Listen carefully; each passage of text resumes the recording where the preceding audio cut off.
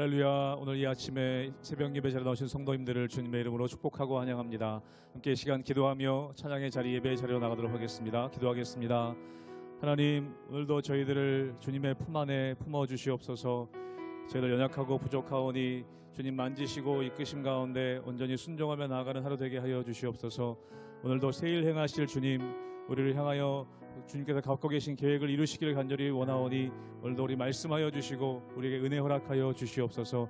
감사드리며 예수님 이름으로 기도하옵나이다. 아멘.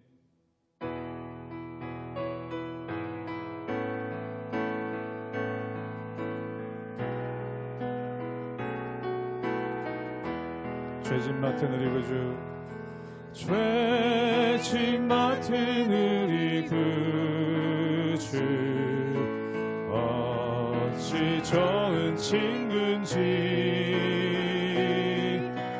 걱정 근심 무거운 짐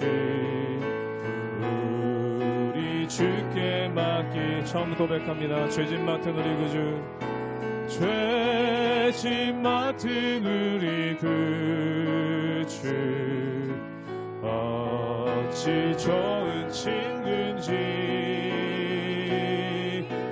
걱정 근심 무거운 짐 우리 주께 맡기세. 주께 고한 없는 고로 복을 받지 못하네. 사람들이 어찌하여 아뢰 주를 모를까. 시험 걱정 모든 괴로움, 시험 걱정 모든 괴로움 없는 사람 누군가. 부질없이 낙심 말고 기도드려 아뢰세.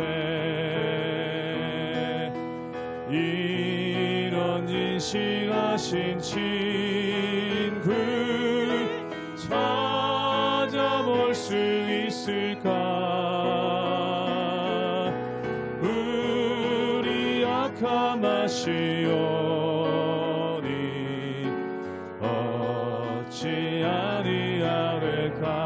근심 걱정 무거운 짐, 근심 걱정 무거운 짐 아니 진자 누군가. 피난처는 우리 예수, 주께 기도드리세. 세상 친구 멸시하고 너를 조롱하여도 예수 품에 안기어서 참된 위로받게. 세상 친구 멸시하고, 세상 친구 멸시하고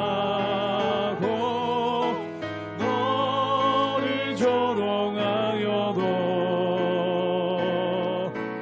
예수 품에 안기어서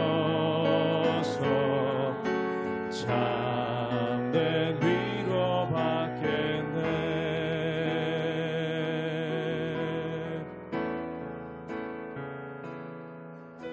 마음이 상한 자를 고치시는 주님, 하늘의 아버지 날 주관하소서. 주의 길로 인도하사 자유케 하소서. 새 일을 행하사 부흥케 하소서. 마음이 상한 자를 고치시는 주님, 하늘의 아버지 날 주관하소서. 주의 길로 인도하사 자유케 하소서. 새 일을 행하사 분케 하소서. 의에 줄이고 목이 마르니 성령의 기름 부소서. 의에 줄이고 목이 마르니 내 잔을 채워 주소서. 성령으로 채우사 성령으로 채우사 주 보게 하소서. 주의 임재 속에 은혜 알게 하소서. 주 뜻대로 살아가리 세상 끝날까지. 나를 빚으시고 새나 열어주소서. 의에 줄이고 목이 마르니 성령의 기름 부소서. 의에 줄이고 목이 마르니 내 잔을 채워 주소서. 의에 줄이고 목이 마르니 의에 줄이고 목이 마르니 성령의 기름 부소서. 의에 줄이고 목이 마르니 내 잔을 우리 한 번 더 믿음으로 고백하기 원합니다. 의에 줄이고 목이 마르니 의에 줄이고 목이 마르니 성령의 기름 부소서. 의에 줄이고 목이 마르니 내 잔을 채워 주소서.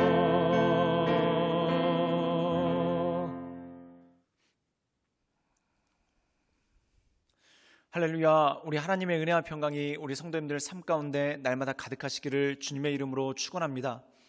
우리가 이 세상을 살다 보면은 하나님을 믿는 백성들이 고난에 빠지거나 또한 하나님을 의지하며 살던 사람들이 어려움에 빠졌을 때 하나님께서 그를 돌보시지 않았다, 또는 하나님께서는 그를 구원하실 능력이 없다라는 생각이 마음 가운데 있을 때가 있습니다. 그런데 그리스도인의 실패가 하나님의 실패인가? 그렇지 않다라는 것이죠. 때때로 그리스도인들이 실패할 때가 있고 악인들에게 넘어질 때가 있습니다.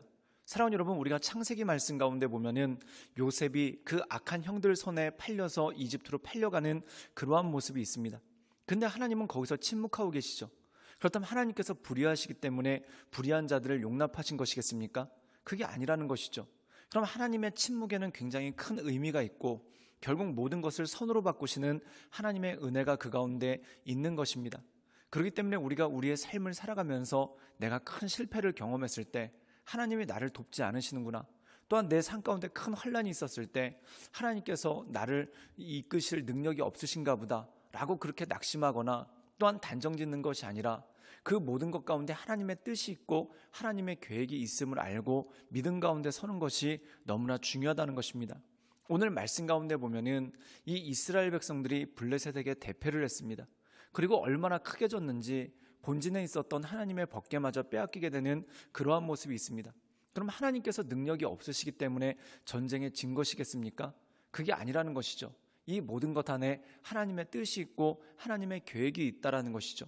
즉 다시 말해서 이 하나님의 뜻과 계획을 알아가는 것, 이것이 바로 믿음이고 이것이 신앙이라는 것입니다.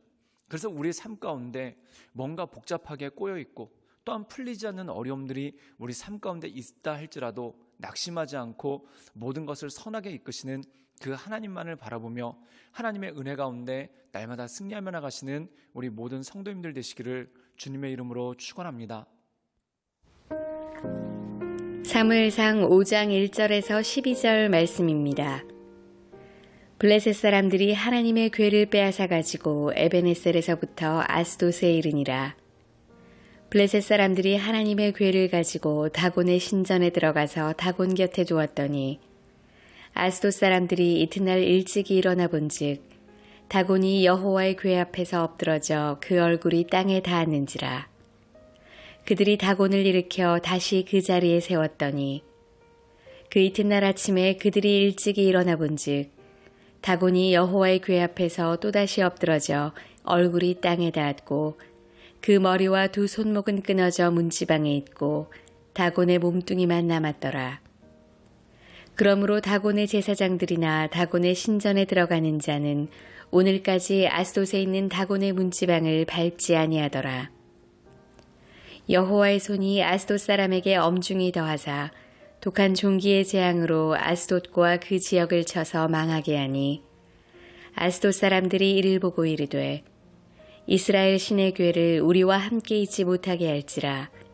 그의 손이 우리와 우리 신 다곤을 친다 하고 이에 사람을 보내어 블레셋 사람들의 모든 방백을 모으고 이르되 우리가 이스라엘 신의 궤를 어찌하랴 하니 그들이 대답하되 이스라엘 신의 궤를 가드로 옮겨가라 하므로 이스라엘 신의 궤를 옮겨갔더니 그것을 옮겨간 후에 여호와의 손이 심히 큰 환난을 그 성읍에 더하사 성읍 사람들의 작은 자와 큰 자를 다쳐서 독한 종기가 나게 하신지라.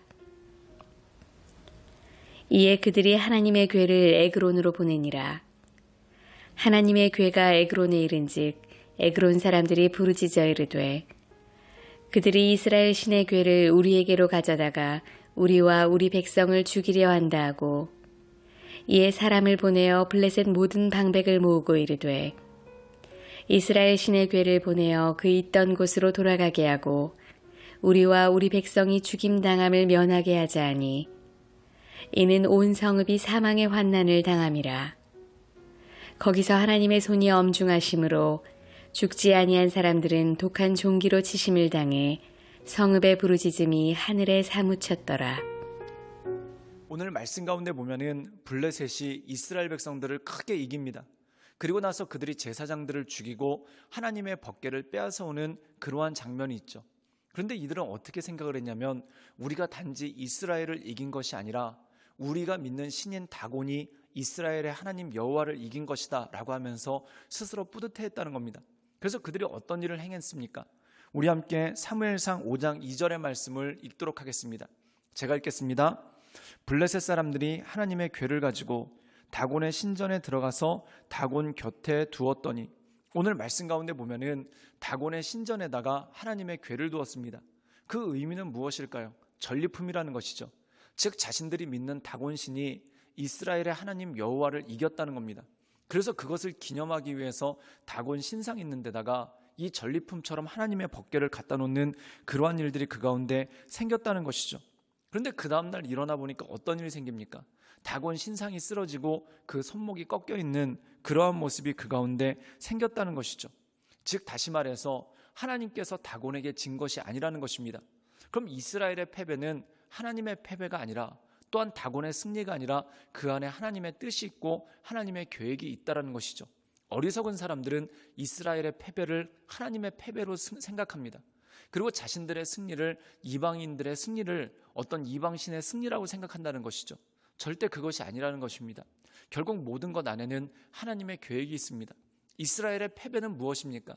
하나님의 패배가 아니라 결국 이스라엘이 이 블레셋 사람들을 통해서 심판을 당했다는 것이죠.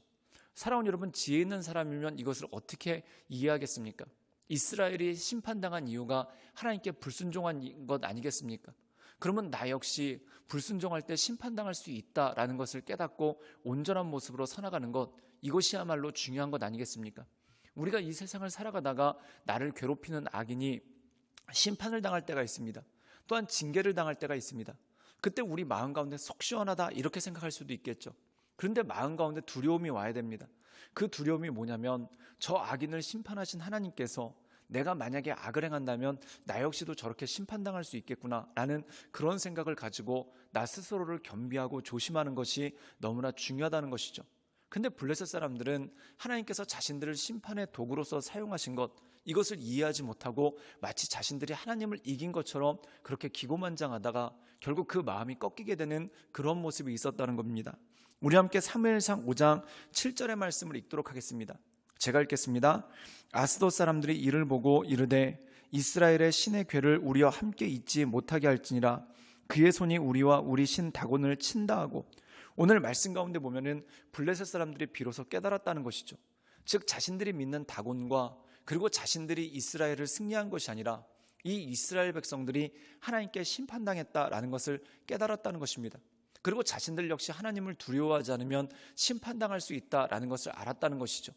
그리고 실제로 이 하나님의 심판이 블레셋에게 임하게 되는데, 이것이 단지 다곤 신상을 넘어뜨리고 그 손목을 꺾은 것으로 끝나는 것이 아니라 이 블레셋의 많은 사람들이 질병에 시달리고 죽게도 되는 그러한 일들이 그 가운데 있었다는 것입니다.